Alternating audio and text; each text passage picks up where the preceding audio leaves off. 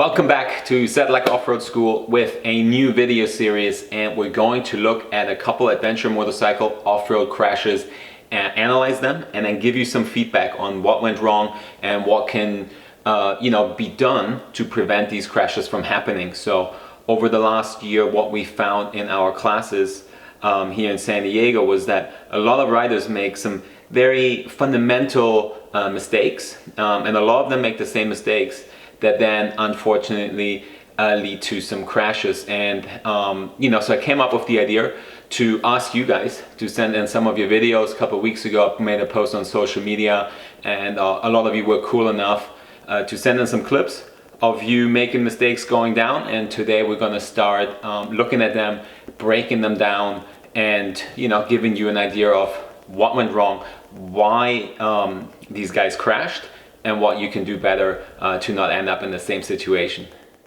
Really quick, before we get into video number one, I want to give a shout out to my online training program, the ADV Academy. theadvacademy.com, 18 chapters, all the different riding techniques broken down. We got a drilled section in there that gives you training drills to improve your riding, bike setup tips, everything you need to take your adventure riding to the next level. So if you're looking to step up your off-road riding game, check out theadvacademy.com.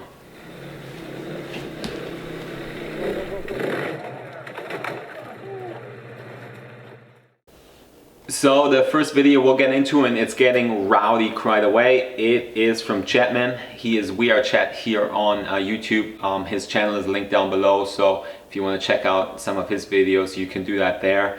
And right away, pretty gnarly terrain.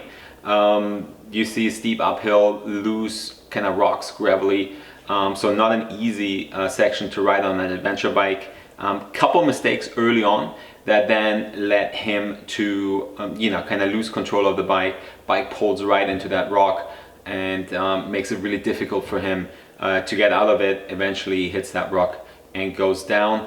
We're gonna break that clip down, a couple different sections. I'm gonna slow-mo it, I'm gonna stop it at certain sections, so that way we're able to look at 3 mistakes that he made that led to this crash.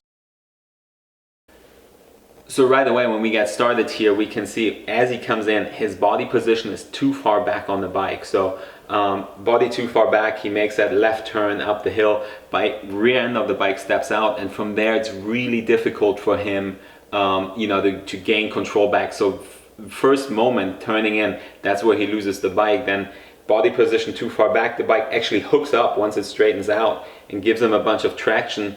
And that's where mistake number 2 comes in. And if you look at his left leg here, it's really gone away from the bike. So number 1, he's too far back. Now number 2, legs are opening up. So the bike's all over the place. And then as the legs open up, the bike turns right towards that rock. And then at this point, it gets even more traction.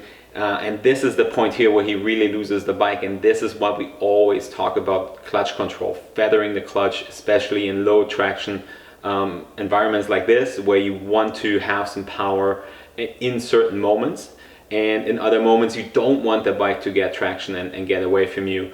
Unfortunately there for him, he wasn't able to get to the clutch. The bike hooks up, jumps away from him, launches him into that rock, and then he really gets bounced off on it. Fortunately for him, he was able to sort of like let go of the bike, get away from the bike before he really sort of gets catapulted off. But it's a great example of small mistakes in a short period of time really piling up and making it difficult for him to control the bike. So body position number 1, you want to make sure you keep your chest forward so the bike doesn't slide around, slide away from you so much. Number 2, then making sure you really squeeze that bike with your ankles, lower legs. In this case, when you're sitting down, your inner thighs, you want to make good contact with the bike. One, that will help you to stand forward, like stay forward on the bike. It's not going to pull you back. And then number 2, you won't have these moments where the bike just kind of gets away from you. So you have the bike nice and tight there. And then number 3, just 1 or 2 fingers feathering the clutch, so you can put the traction down when you want it, you can put the power down, but in moments like this where the bike's running away from you, you're able to just feather the clutch or pull the clutch all the way in, get the bike to stop, before it launches you off into a rock like that.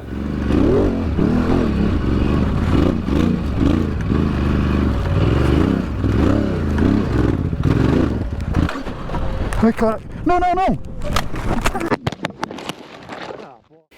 Video number 2 is from our good friend Padu, who is a regular here at the school. He's done a lot of our trainings, a really good adventure rider, and rides a Ducati Desert X. And as you can see in this clip, some pretty gnarly terrain for an adventure bike. Very narrow, kind of a lot of ruts, a lot of rocks. Again, not a lot of traction, and then a lot of traction, so like in that next moment. So very different terrain. And unfortunately, it's a GoPro video, so it's a little hard sometimes to really, tell you what went wrong. But we're gonna play this video here, and I'm just gonna have you listen to the bike real quick.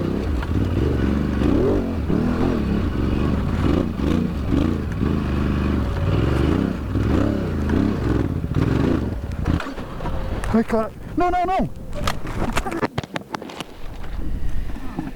So as we pause Padu there, just have him pick up his bike, we're gonna break this down. So like I said on the GoPro video, not easy to kind of see the body position. I see Padu a lot in our classes, so he's usually good when it comes to his body position. One of his problems is similar to the first clip, where when the terrain gets really technical, he tends to kind of like lean back a little bit.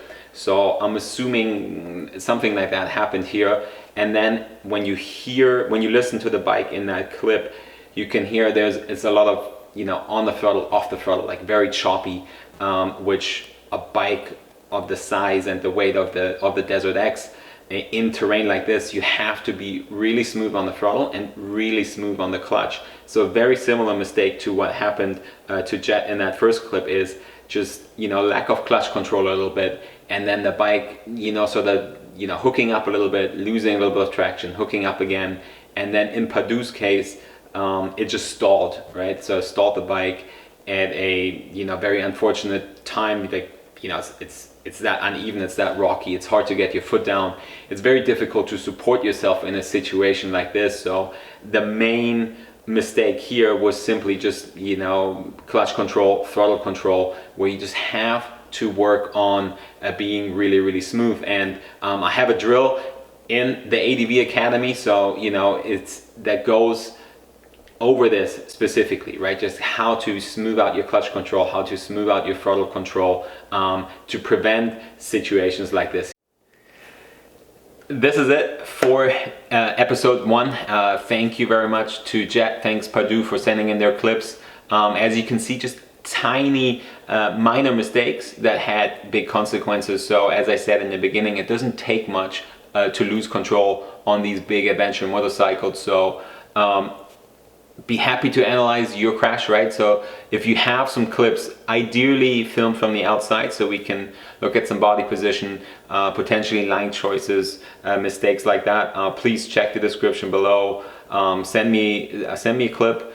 I'd be happy to analyze them and give you a shout out here on the channel. It's going to be a weekly thing now. Every week we're going to upload a new video looking at 2 or 3 crashes depending on how many clips we have available.